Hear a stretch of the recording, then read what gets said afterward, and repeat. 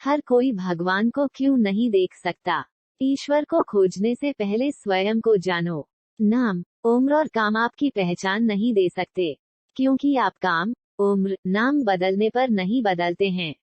Deep meaning story for one. जो भगवान से मिलना चाहते हैं, राजा भिक्षु से अनुरोध करते हैं। जीवन के लिए सीखने के साथ लघु नैतिक कहानी, आध्यात्मिक ज्ञान के लिए कहानी। राजा और साधु की कहानी, आपको सोचने पर मजबूर करने वाली कहानी। के लिए कहानी, वयस्क जीवन की सच्चाई के बारे में कहानी।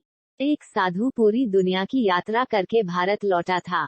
एक राज्य में पहुंचने के बाद वह राजा के महल में अतिथि बनकर रहने लगे। एक दिन राजा साधु के पास गया और बोला, मेरी एक विनती है।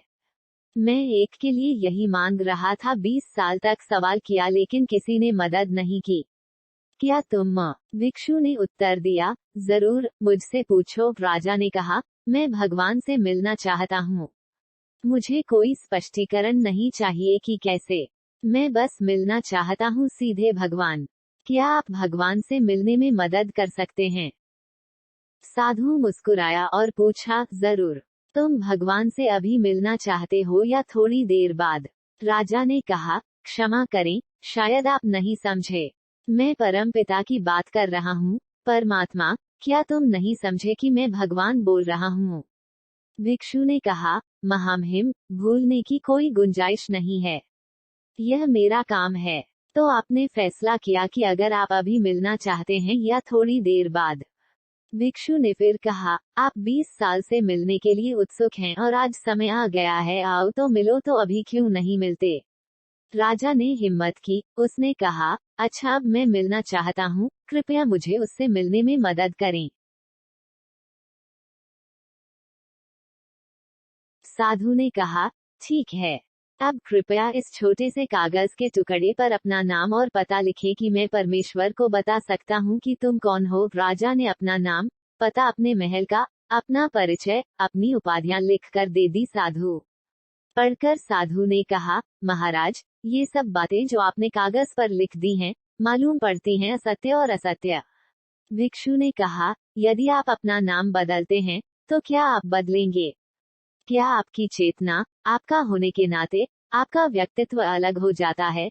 राजा ने उत्तर दिया, नहीं, मैं नाम बदलकर क्यों बदलूंगा? नाम ही नाम है, मैं हूँ।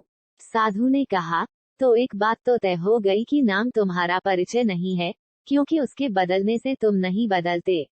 अब बताओ, आज तुम राजा हो, कल गांव के भिखारी बनोगे ना? परिवर्तन। राजा ने कहा, नहीं, राज्य भले ही चला जाए, मैं भिखारी बन जाऊंगा, लेकिन मैं क्यों बनूंगा परिवर्तन? मैं हूँ जो भी मैं हूँ। मैं राजा होकर जो हूँ, भिखारी होकर भी वही रहूंगा। न घर होगा, न राज्य होगा, न धन होगा, किंतु मैं वही रहूंगा जो मैं हूँ। साधु ने कहा, तो दूसरी बात तय हो गई है कि राज्य आपकी पहचान नहीं है, क्योंकि राज्य छिन जाने पर भी तुम नहीं बदलते। अब बताओ, तुम्हारी उम्र क्या है? राजा ने उत्तर दिया, 40 वर्ष। साधु ने कहा, तो क्या तुम 50 साल के होकर दूसरी बन जाओगी? 20 साल या कब तुम बच्चे थे तो क्या तुम कोई और थे? राजा ने कहा, नहीं, उम्र बदलती है, शरीर बदलता है, लेकिन मैं बचपन में क्या था मेरे अंदर आज भी है। सन्यासी ने कहा, फिर उम्र भी तुम्हारी पहचान नहीं रही, शरीर भी तुम्हारी पहचान नहीं रहा। फिर तुम कौन हो? अगर लिख दो तो खुदा के पास भेज दूं, वरना तुम्हारे साथ मैं भी झूठा कहलाऊंगा। इनमें से कोई भी परिचय आपका नहीं है। राजा ने कहा, फिर यह बहुत कठिन हो गया। मैं नहीं जानता कि मैं कौन हूँ। मुझे पता है ये होना है मेरी पहचान। साधु ने कहा, तब बड़ी कठिनाई हुई, क्योंकि मैं परिचय भी नहीं दे सकता, कोई तो बता भी नहीं सकता कि कौन उससे मिलना चाहता है। तो कैसे कह दूं कि खुदा तुझसे मिले? तो पहले जानो कि तुम कौन हो। और मैं तुमसे कहता हूँ कि जिस दिन तुम जान जाओगे कि तुम कौन हो हैं, तुम परमात्मा को खोजने नहीं आओगे, क्योंकि स्वयं को जानने से वह भी जान लिया जाता है जो ईश्वर है। आप यह भी पसंद कर सकते हैं, हर कोई भगवान को क्यों नहीं देख सकता? सीखना। ईश्वर को खोजने से पहले स्वयं को जाने। एक के लिए गहन अर्थ कहानी जो भगवान से मिलना चाहते हैं। जीवन के लिए सीखने के साथ भिक्षु लघु नैतिक कहानी के लिए राजा का अनुरोध।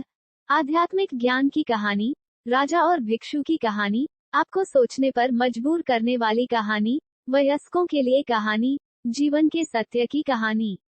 के लिए धन्यवाद। देख रहे सदस्यता लेने के रमेश कक्कन द्वारा हमारे चैनल के लिए